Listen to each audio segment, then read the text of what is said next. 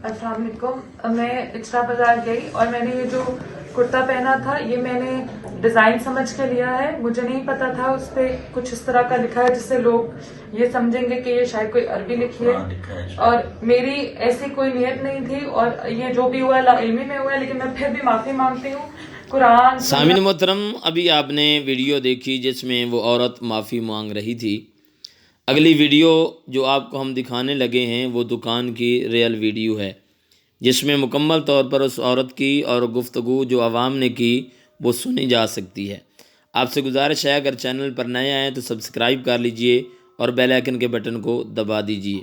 सामिन मोहतरम, ये औरत क्यों माफ़ी मांग रही थी जब इसने कसूर नहीं किया था, और कौन सी मुहर्रिकात थी, किस वाक़या से तवज्जो हटाई जा रही थी, किस तरफ कौम को लगाया जा रहा था, इसकी क्या वजूहात थीं, ये सारी बातें आपको इस अगली वीडियो देखने के बाद हम आपको बताते हैं। और ये मैं वहाँ से पहना, उन्होंने नहीं मुझे रोका। और डेट यू, तुम कौन होते मुझे रोकने? ये बोला इस औरत की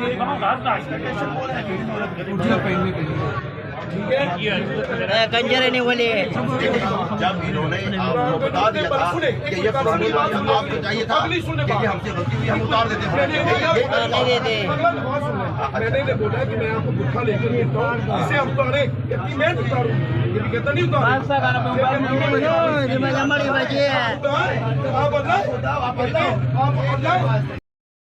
जी, तो सामिन मोहतरम, वीडियो में आपने देखा उस औरत के लिबास पर जो लिखा था और किस तरह बहस की जा रही थी।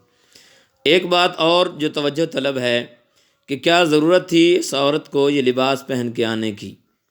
यकीन जानिए, हम वो कौम हैं जो तस्वीर का दूसरा रुख देखना पसंद ही नहीं करते।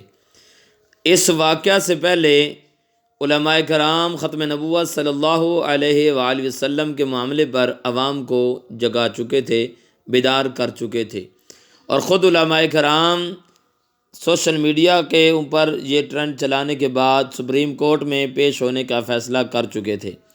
लेकिन उसके बाद जो ही ये वाक़या होता है, अब वो जो सुप्रीम कोर्ट ने एक फ़ैसला दिया है उसकी लहर जो एक सोशल मीडिया पर आम हुई थी उसमें बहुत ज़्यादा कमी हो गई है। तो आपने और मैंने जागते रहना है और इंशाअल्लाह ख़त्म नबुव्वत सल्लल्लाहु अलैहि वसल्लम पर पहरा देना है।